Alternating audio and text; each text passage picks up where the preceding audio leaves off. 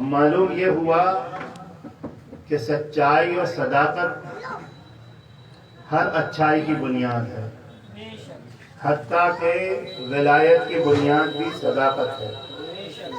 फरमाया गया सच्चों के साथ हो जाओ। आज अगर हम में से हर एक गौर करे, अपनी तरफ मुहासबा करे अपना, और ये रात को अंदाजा लगाए कि मैंने सुबह से शाम तक कितनी बार झूठ बोला,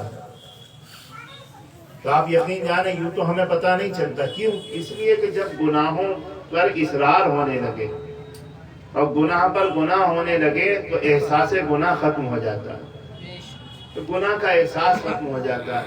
इसलिए कि दिल जो है वो आईना है, जब उस पर गुनाहों की आलूदगी पड़ती रहेगी तो वो आईना धुंधला हो जाएगा, तो उसमें फिर अपनी बुराई नजर नहीं आएगी।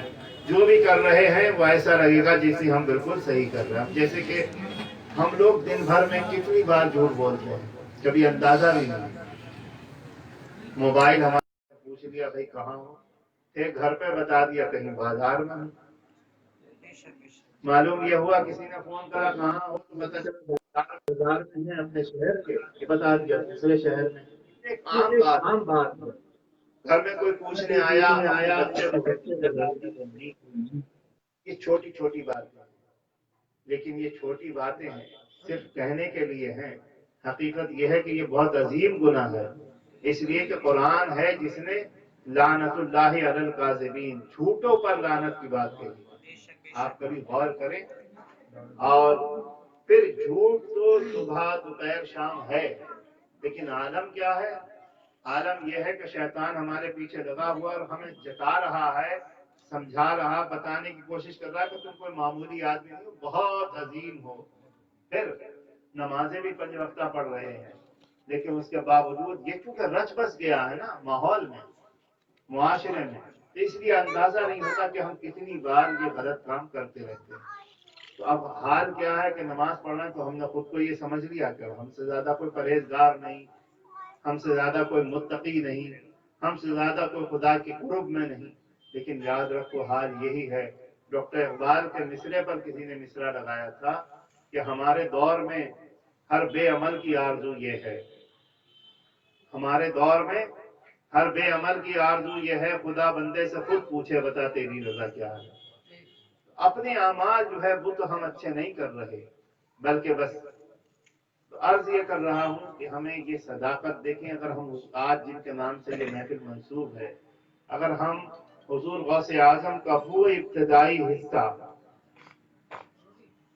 अगर हम देखें कि जब आप घर से सफर तालीम के लिए निकले और आपकी वालिदा ने आपको चंद अशरफियां आपके सी कर दे दी थी, और फिर जब रहजनों ने रोका और काफिला लूट लिया और आपसे पूछा, तो आप चाहते तो मना कर देते, तो कुछ नहीं। जिसने भी जब भी आकर पूछा कि तुम्हारे पास क्या है, तो आपने फरमाया मेरे पास 40 अशरफियां हैं, तो हंसते हुए मुस्कुराते हुए चले जाते कि बच्चे के पास क्या होगा।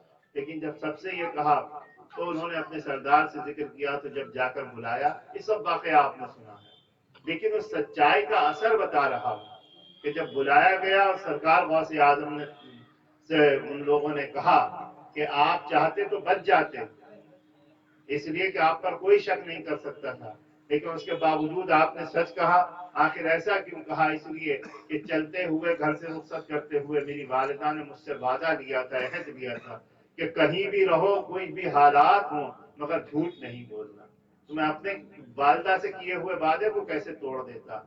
आपके ये जुमले थे कि उन जुमलों का असर था कि वो जो चोरों का सरदार था उसकी आंखों से आंसू बहने लगे और उसने कहा एक ये बच्चा है जो अपनी वालदा से किया हुआ वादा नहीं तोड़ता, एक हम अल्लाह के बंदे हैं कि हर रोज अल्लाह से किए हुए वादे तोड़ते रहते हैं।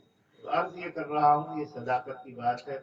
कम से कम सरकार गौसे आजम की महफिल से एक बात तो लेकर चले कि हम रात को मुहासबा करा करें कि हम दिन भर में कितना झूठ बोलते हैं, और ये आदत रफ्ता रफ्ता खत्म करने की कोशिश करें। आप देखें कि सच की बहुत बड़ी ताकत होती है और सच्चाई में ही जीत है।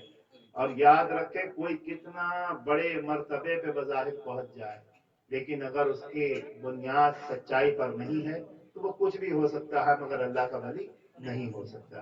اس لیے کہ ولایت کی بنیاد سچائی پر ہے، اور اسی لیے اللہ فرما رہا ہے کونوا مع الصادقین، سچوں کے ساتھ ہو جاؤ، جن کا چلنا پھرنا سچا ہو، جن کا اوڑھنا بچھونا سچ ہو، جن کا تم سے گفتگو کرنا، تمہاری طرف دیکھنا سچ ہو، جن کے شب و روز سچے ہوں، بس ایسوں کے ساتھ ہو جاؤ. اللہ تبارک و تعالی ہم سب کو نیک عمل کی توفیق عطا فرمائے.